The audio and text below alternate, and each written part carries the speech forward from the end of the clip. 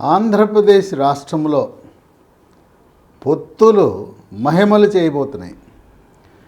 2019 ఎన్నికల్లో చంద్రబాబు నాయుడు జనసేన బీజేపీతో కలిసి యథావిధిగా 2014లో పోటీ చేసిన విధంగా చేసుంటే జగన్మోహన్ రెడ్డి ఎట్టి పరిస్థితుల్లో ముఖ్యమంత్రి కాడు అని చెప్పి ప్రజలు, విశ్లేషకులు అందరూ భావిస్తున్నారు. కనుక పొత్తుల వల్ల చాలా లాభం ఉంటుంది. ఈ రాబోయే 2024 ఎన్నికల్లో పొత్తులు ఈ యొక్క రాజకీయ పార్టీల యొక్క విజయావకాశాలను కొత్త ప్రభుత్వం ఎవరు ఏర్పాటు చేయబోతారనే దాన్ని ప్రభావితం చేస్తాయి. 2019 ఎన్నికల్లో జనసేన పార్టీ 134 నియోజకవర్గాల్లో పోటీ చేసింది. సిపిఐ అప్పుడు జనసేన, సిపిఐ, సిపిఎం, బిఎస్పి 4 పార్టీలు కలిసి కూటమిని ఏర్పరిచారు. కూటమిని ఏర్పరిచారు కానీ అది బలహీన కూటమి. సిపిఐ 7 స్థానాల్లో పోటీ చేసింది, సిపిఎం 7 స్థానాల్లో పోటీ చేసింది. బహుజన సమాజ్ పార్టీ 24 స్థానాలు. అటు చేసి ఇటు చేసి మొత్తానికి 175లో జనసేన కూటమి 172 నియోజకవర్గాల్లో పోటీ చేసింది. ఇక వాళ్ళ ఓట్లు ఎలా ఉన్నాయంటే 72 నియోజకవర్గాల్లో జనసేనకు 10,000 పైన వచ్చినాయి. జనసేనకు 18 స్థానాల్లో 40,000 ఓట్లు పైగా వచ్చినాయి. ఇక 15 స్థానాల్లో 30,000 పైగా వచ్చినాయి. ఆ విధంగా జనసేన ప్రభావం రాబోయే 2024 ఎన్నికలను ప్రభావితం చేయబోతూ ఉంది. మనం ఒక్కసారి 2019 ఎన్నికలను మనం విశ్లేషిస్తే అప్పుడు ఏ నియోజకవర్గాలలో ఏ పార్టీకి ఎన్ని ఓట్లు వచ్చినాయి అని పరిశీలిస్తే 42 నియోజకవర్గాల్లో జనసేనకు తెలుగుదేశం పార్టీ రెండిటికి కలిపి వచ్చే ఓట్ల కంటే తక్కువ ఓట్లతోనే వైఎస్ఆర్సీపీ పార్టీ విజయం సాధించింది. అంటే అప్పుడే జనసేన, తెలుగుదేశం 2019లో కలిసి పోటీ చేసి ఉన్నట్లయితే ఈ 42 నియోజకవర్గాలలో ఒక్క సీటును కూడా వైఎస్ఆర్సీపీ పార్టీ గెలిచే అవకాశం లేదు. పైగా 2019లో వైఎస్ఆర్సీపీ పార్టీ సాధించిన ఓట్లలో క్రైస్తవ ఓట్లు, బ్రదర్ అనిల్ ఓట్లు ఉన్నాయి. చాలా కృషి చేశాడు బ్రదర్ అనిల్. మొత్తము ఆంధ్రప్రదేశ్ రాష్ట్రంలో ఉండే క్రైస్తవ సంఘాలనందరినీ ఒక తాటిపై తెచ్చి వాళ్ళందరికీ క్రైస్తవ బోధనలు, మత బోధనలు చేసి వాళ్ళందరినీ కూడా ఏకతాటిపై తెచ్చి జగన్మోహన్ రెడ్డికి ఓట్లు వేసేలా చేశాడు. గెలవగానే బావా నువ్వు చేసిన దానికి చాలా ధన్యవాదాలు, ఇక మీరు నిష్క్రమించవచ్చు, తెలంగాణ రాష్ట్రానికి మీరు, మీ సతీమణి షర్మిల, మా అమ్మగారు విజయం అందరూ కలిసి హాయిగా సుఖంగా హైదరాబాద్ నగరంలో, పక్క రాష్ట్రంలో, తెలంగాణ రాష్ట్రంలో లోటస్ పాండ్లో నివసించండి. మీకు ఎవ్వరికీ కూడా విజయంకి, షర్మిలకు, మీకు, బ్రదర్ అనిల్ ఎవ్వరికీ కూడా ఇక్కడ నేను ఏ పదవులు ఇవ్వబోదలుచుకోలేదు. నేనే ఉండాలి ఇక్కడ. ఒకరి మించి ఇంకా వేరే వాళ్ళు అధికారం శాసించే వాళ్ళు ఉండకూడదని రాజకీయ పండితులు చెబుతున్నారు. కనుక మీరందరూ కూడా హాయిగా సుఖంగా తెలంగాణ రాష్ట్రంలో నివసించిందని పంపించాడు. ఆ బ్రదర్ అనిల్ ఇప్పుడు కాంగ్రెస్ పార్టీలో చేరాడు. కనుక క్రైస్తవ ఓటర్లు వైఎస్ఆర్సీపీ పార్టీని వీడి బ్రదర్ అనిల్ వెంట కాంగ్రెస్ పార్టీకి వెళ్ళే అవకాశం ఉంది.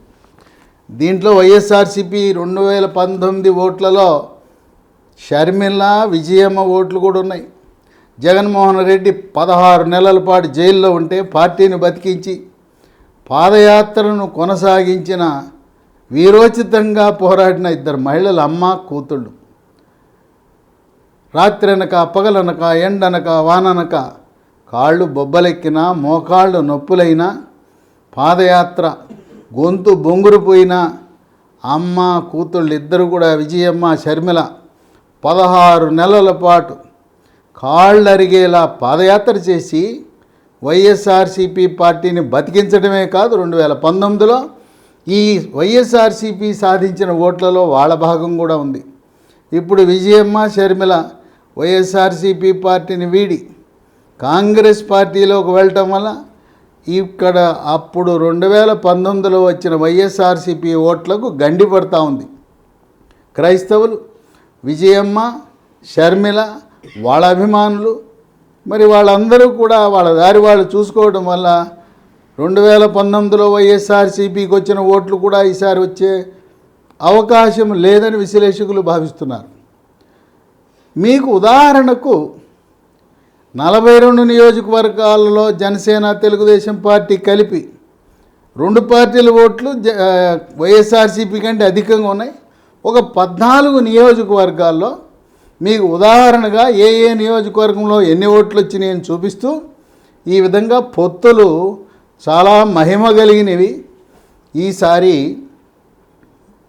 2 కూటములు, ఒంటరిగా YSRCP party, Janasena, Telugu Desam party, BJP ఒక కూటమి, మరొక కూటమి కాంగ్రెస్, సిపిఐ, సిపిఎం, బహుజన సమాజ్వాదీ పార్టీ, బీఎస్పీ.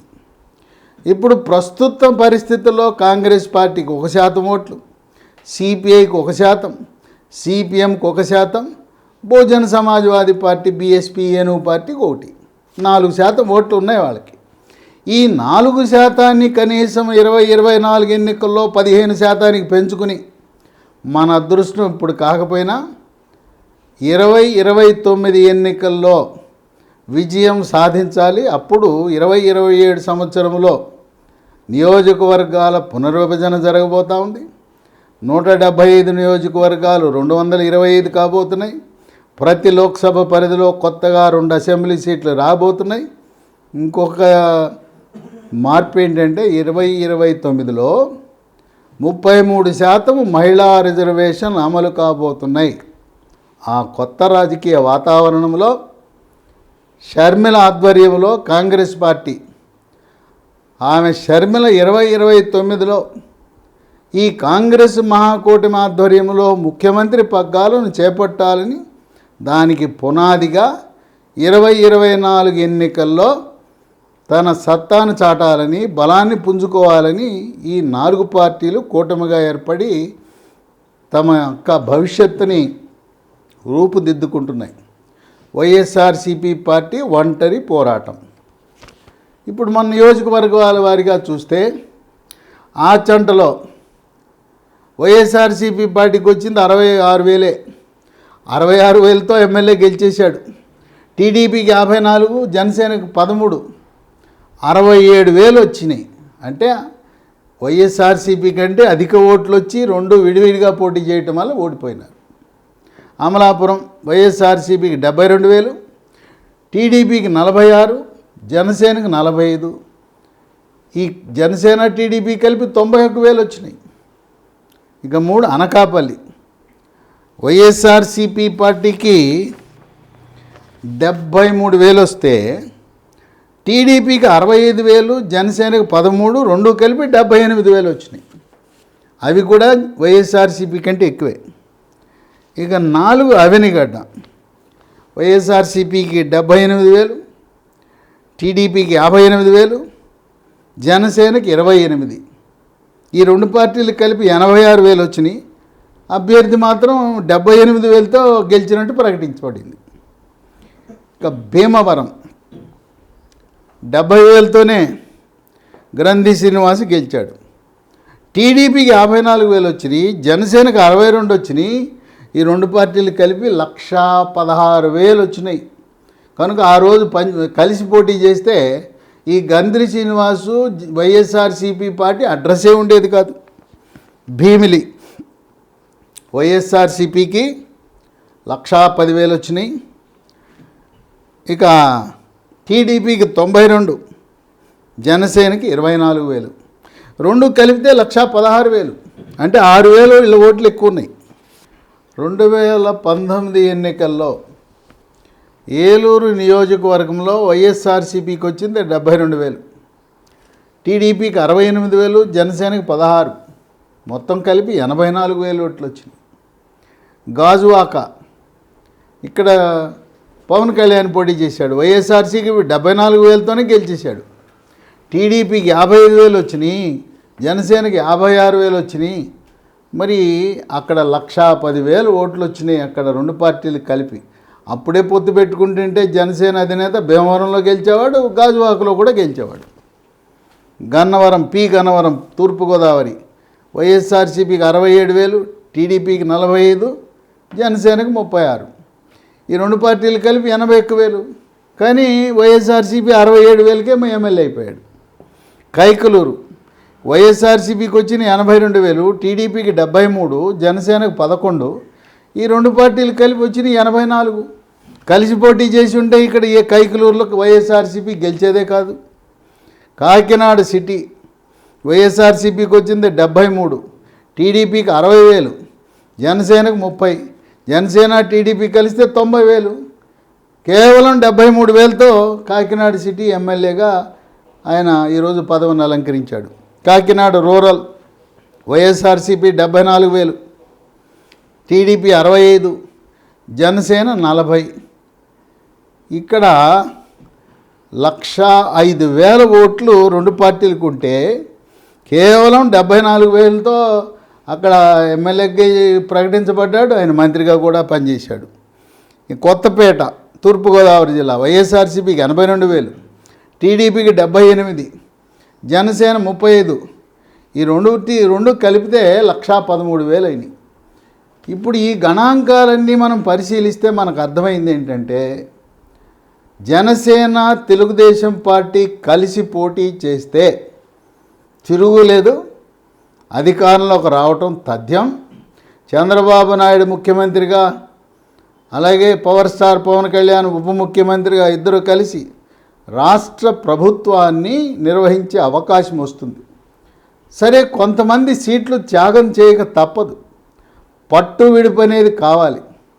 ఎక్కువ తక్కువ మనము కలిసి పనిచేయటంలో వచ్చే ఇది ప్రయోజనం. ఇది 2009లో చంద్రబాబు నాయుడు ఒక మహాకూటమిని ఏర్పరిచాడు.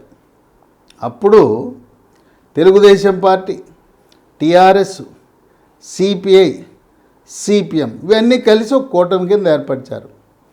తెలంగాణ రాష్ట్రంలో ఏకంగా టీఆర్ఎస్ పార్టీకి 50 సీట్లు ఇచ్చారు టీడీపీ వాళ్ళు. ఆ 50లో టీఆర్ఎస్ గెలిచింది కేవలం 10. అప్పట్లో 50 సీట్లు కాకుండా వాళ్ళకి 20 సీట్లే ఇచ్చిన 20 సీట్ల నుంచి కూడా 10 గెలిచేవారు. కనుక పార్ట్నర్కి ఆచితూచి ఇవ్వాలి. ఎప్పటి నుంచో 40 సంవత్సరాలుగా 4 దశాబ్దాలుగా పార్టీని నిర్వహిస్తూ పాతుకుపోయిన శ్రేణులున్న పార్టీకి ఎక్కువ సీట్లు ఇస్తే ఆ కూటమి విజయం సాధించే అవకాశం ఉంటుంది. తెలంగాణలో చూడండి, జనసేన పార్టీ 8 సీట్లు అడిగారు. 8 సీట్లు అంటే జనసేనకి చాలా ఎక్కువ.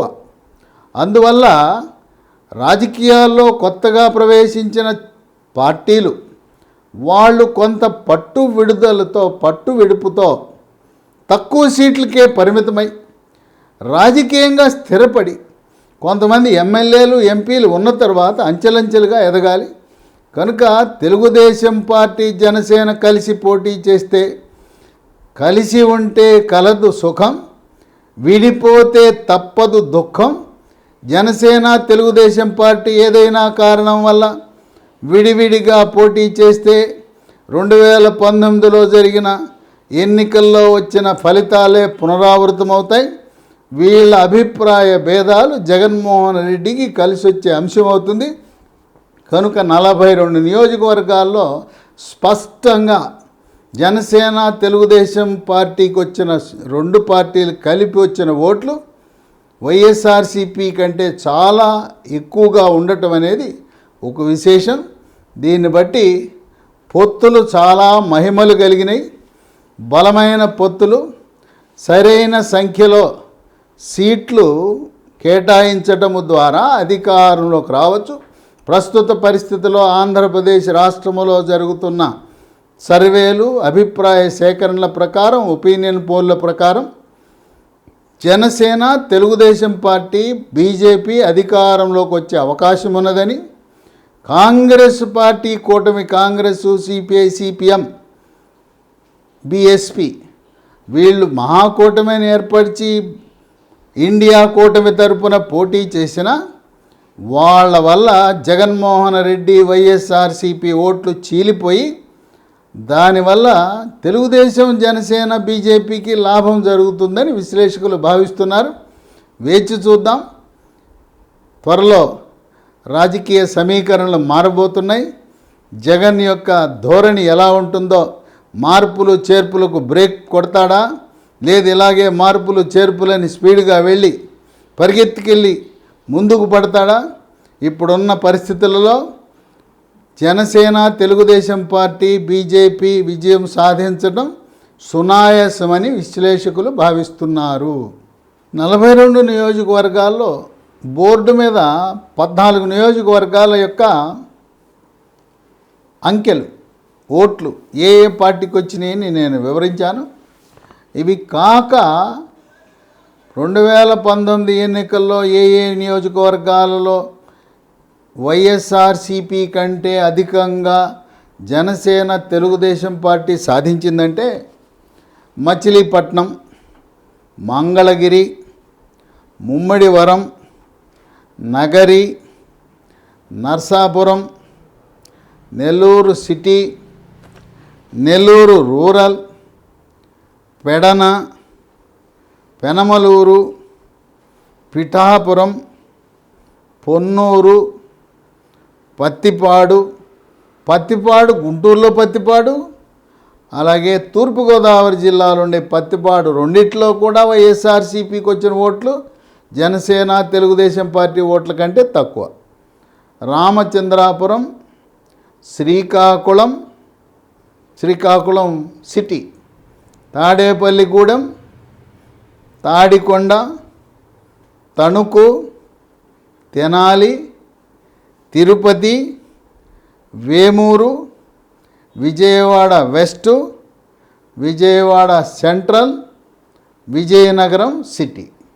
ఈ విధంగా 42 నియోజకవర్గాలలో స్పష్టముగా జనసేన, తెలుగుదేశం పార్టీ కంటే తక్కువ ఓట్లతోనే ఒంటరిగా వైఎస్ఆర్సీపీ పోటీ చేసి వీళ్ళిద్దరి మధ్య సఖ్యత లేని కారణం వల్ల ఓట్లు చీలిపోయి జగన్మోహన్ రెడ్డి 2019లో ముఖ్యమంత్రి స్థానాన్ని అధిష్ఠించాడని గమనించాలి.